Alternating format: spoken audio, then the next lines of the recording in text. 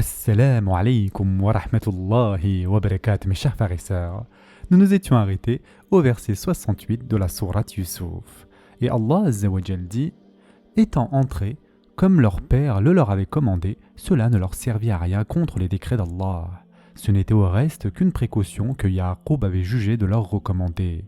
Il avait pleine connaissance de ce que nous lui avons enseigné. Mais la plupart des gens ne savent pas. » Sourate Yusuf, verset 68. Mes chers frères et sœurs en islam, les fils obéirent donc à l'instruction de leur père, même en son absence. Cela montre que, malgré leurs fautes passées, ils possédaient encore une part de foi, c'est-à-dire d'iman et de vertu. Mais leur obéissance, aussi sincère soit-elle, ne pouvait annuler le décret divin.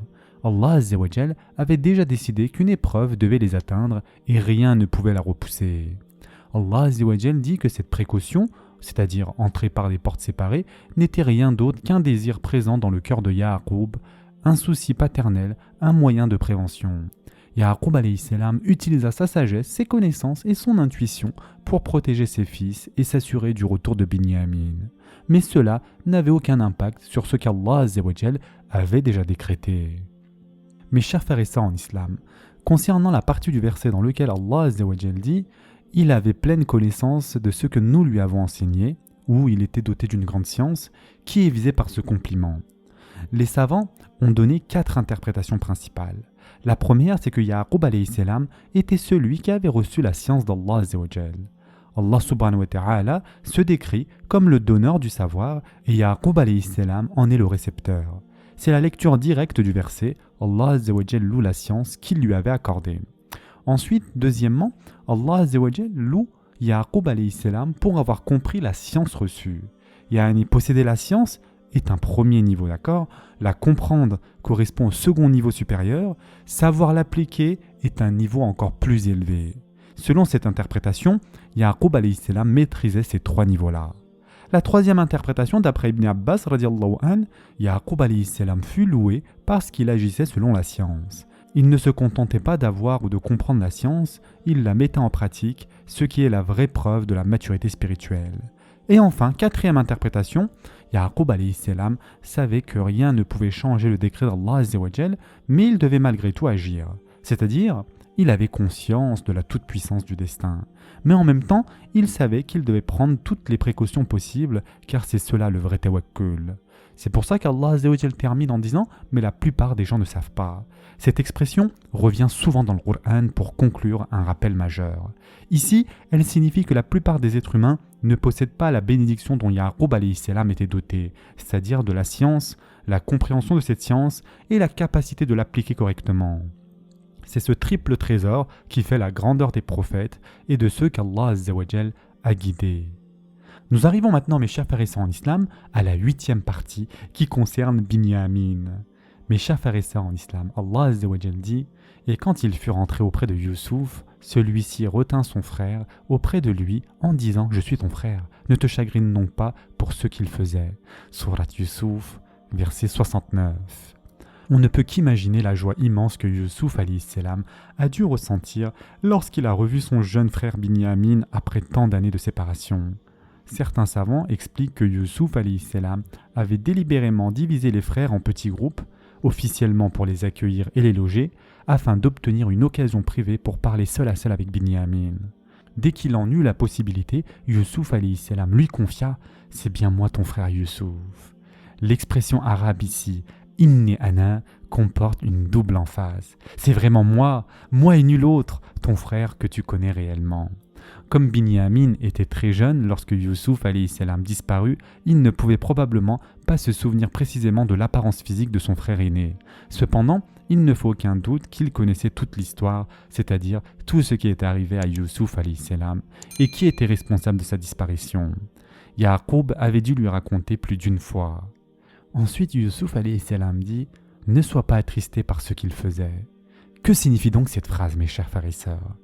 De nombreux savants expliquent que cette phrase laisse entendre que les frères maltraitaient Binyamin, c'est-à-dire qu'ils le ridiculisaient, qu'ils l'harcelaient, qu'ils le considéraient avec jalousie et le rabaissaient parce qu'il était le plus jeune et le seul frère germain de Yusuf.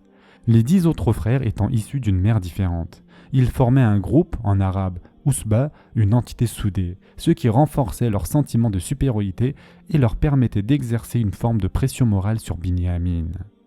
Youssouf alayhi salam informa alors son frère en secret de son intention de le garder en Égypte.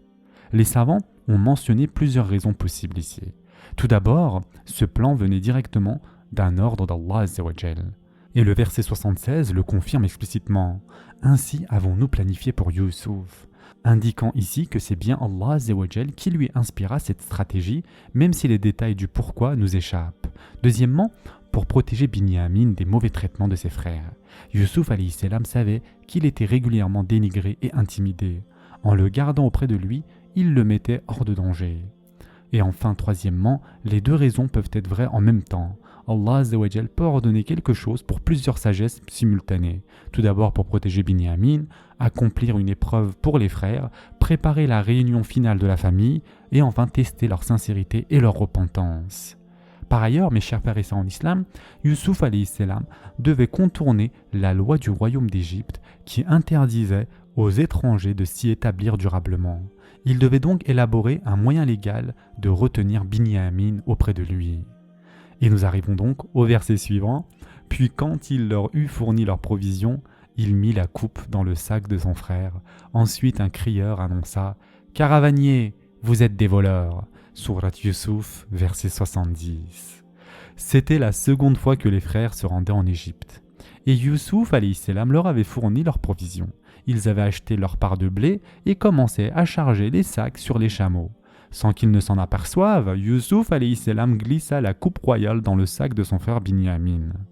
Le terme utilisé ici est siqayah et cela peut avoir plusieurs significations. Certains exégètes expliquent qu'il s'agissait de la coupe personnelle du roi, un récipient de luxe. D'autres affirment qu'il s'agissait plutôt du bol servant à mesurer les grains, ce qui en ferait donc un objet symbolique du pouvoir royal. Il représentait en tout cas l'autorité du roi à distribuer les ressources du pays. Dans tous les cas, il semble que cette coupe était précieuse, peut-être en or, et appartenait au souverain. L'expression ici « il glissa la siqayah » formulée au singulier indique que Youssouf alayhi salam l'avait fait lui-même, de ses propres mains. En tant que ministre de haut rang, il aurait tout à fait pu ordonner à un serviteur de cacher la coupe. Mais cela aurait augmenté les risques car un serviteur aurait pu divulguer l'affaire ou mal exécuter le plan. Youssouf alayhi salam voulut donc garder le contrôle total de cette étape cruciale et agir discrètement. Puis vient la scène, un crieur annonça. Le verbe ici, adhana, signifie appeler à haute voix, lancer une proclamation. Un annonceur se mit alors à hurler « Ô gens de la caravane, vous êtes assurément des voleurs !» Les frères durent être consternés par cette accusation soudaine, eux qui savaient qu'ils n'avaient rien volé. Et ce passage a suscité beaucoup de discussions chez les savants, car un prophète ne peut ni mentir, ni approuver un mensonge. Comment donc comprendre cette accusation ? Plusieurs explications existent. La première interprétation est que Youssouf alayhi salam aurait chargé le crieur de les accuser de voleurs, non pas au sens du vol de la coupe, mais au sens spirituel et moral. Ils avaient volé Youssouf alayhi salam à leur père en le kidnappant des années auparavant. Ils étaient donc symboliquement des voleurs. Deuxième interprétation, c'est que Youssouf alayhi salam n'a jamais utilisé les mots voleur ou volé. Il se serait contenté de dire quelque chose comme « la coupe a disparu et les derniers à avoir reçu leur grain sont les gens de cette caravane ». Le crieur, interprétant la situation, aurait alors donné son propre résumé dramatique « vous êtes des voleurs ». Ainsi, Youssouf alayhi salam aurait utilisé un langage techniquement vrai, tandis que le crieur aurait exagéré ou reformulé. Et Youssouf alayhi salam ne serait donc responsable d'aucun mensonge. Selon les savants, le fait que la coupe ait disparu au même moment où la caravane quittait les lieux suffisait déjà à la rendre suspecte, même sans accusation explicite de Youssouf alayhi salam. En somme, Youssouf alayhi salam n'a pas prononcé d'accusation mensongère et n'a donc commis ni faute ni injustice. Il a simplement mis en place, avec l'accord divin, le moyen de retenir Binyamin auprès de lui. On va s'arrêter ici pour aujourd'hui. En attendant, prenez soin de vous mes chers frères et sœurs et à très prochainement, Inch'Allah.